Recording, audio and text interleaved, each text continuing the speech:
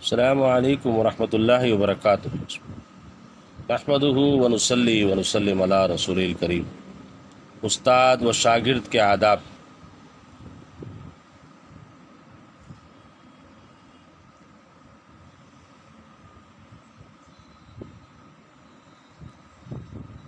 شاگرد کو چاہیے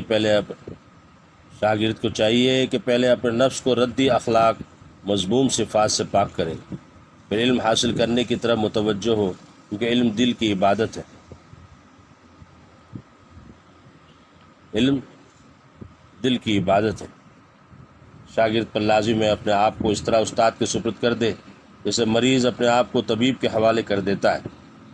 استاد سے تواضع کے ساتھ پیش آئے، اس کی خدمت میں مبالغہ کرے۔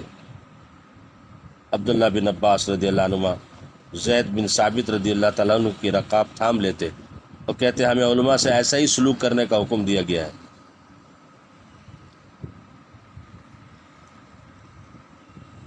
علی رضی اللہ تعالیٰ عنہ نے فرمایا تو اس پر عالم کا یہ حق ہے کہ تو قوم کو عام سلام کہے لیکن عالم کو خصوصی سلام کا تعظیماً ہدیہ پیش کرے، اس کے سامنے مؤدب بیٹھے، اس کے پاس اپنے ہاتھ سے اشارہ تک نہ کرے، نہ آنکھ سے بے باکانہ دیکھے، کثرت سے سوال نہ کرے، نہ جواب دینے میں اس کی مدد کرے۔ جب وہ سست ہو تو اصرار نہ کرے، خاموش ہو جائے۔ جب سست ہو تو اصرار نہ کرے اور خاموش ہو جائے۔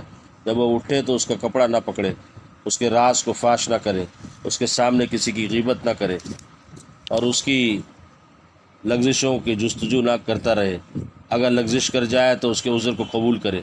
اس کے سامنے ایسا نہ کہے کہ میں نے فلاں سے اس طرح سنا ہے، یہ نہ کہے کہ فلاں آدمی آپ کے خلاف کہتا ہے۔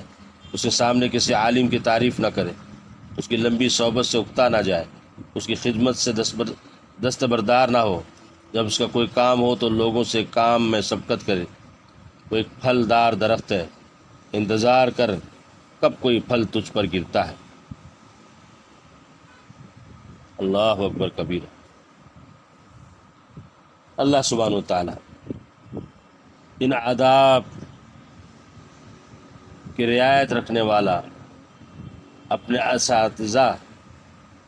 اساتذہ اور وہ جن کے ذریعے سے ہمیں خیر کی بات، دین کی بات حاصل ہوتی ہے، ہمیں ان کا کس طرح ادب کرنا چاہیے، ان اساتذہ کرام کا۔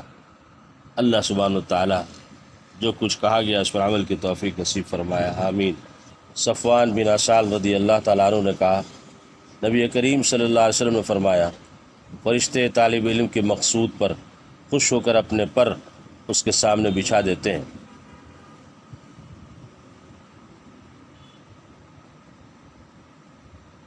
چنانچہ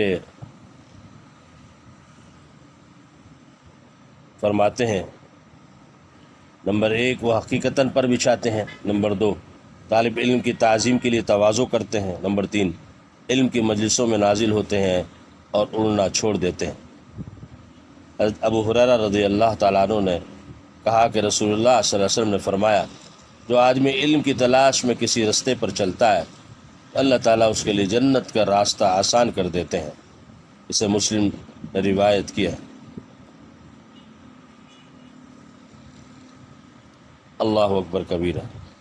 اللہ تعالیٰ ہمیں علم پر عمل کی، علم حاصل کرنے کی توفیق نصیب فرمائے، آمین۔ حضرت حسن رضی اللہ تعالیٰ عنہ نے کہا اگر علماء نہ ہوتے تو لوگ چارپائیوں کی طرح ہوتے۔ حضرت معاذ بن جبل رضی اللہ تعالیٰ عنہ نے فرمایا علم حاصل کرو کہ اللہ کے لیے علم حاصل کرنا خشیت، اس کا طلب کرنا عبادت، اس کا پڑھنا پڑھانا تسبیح، اس کی تحقیق کرنا جہاد، بے علم کو علم سکھانا صدقہ، اس کے اہل پر اس کی سخاوت کرنا قرب الہی کا ذریعہ ہے۔ اس کے اہل پر اس کی سخاوت کرنا قرب الہی کا ذریعہ ہے، وہی تنہائی کا انیس اور خلوت کا ساتھی ہے۔ حضرت کعب رضی اللہ تعالیٰ عنہ کہا اللہ تعالیٰ نے موسیٰ علیہ السلام کی طرف وحی فرمائی اے موسیٰ بھلائی کا علم حاصل کرو اور وہ لوگوں کو سکھاؤ، کیونکہ میں بھلائی کے معلم اور متعلم دونوں کی قبروں کو نور سے بھر دیتا ہوں کہ وہ قبروں میں وحشت محسوس نہ کریں۔ اللہ اکبر کبیرہ۔ اللہ تعالیٰ ہمیں بھلائی کے علم کو حاصل کرنے، اس پر عمل کرنے، لوگوں کو اس کو سکھانے کی ہمیں توفیق نصیب فرمائے۔ آمین آمین آمین۔ وآخر دعوانا ان الحمد للہ رب العالمین۔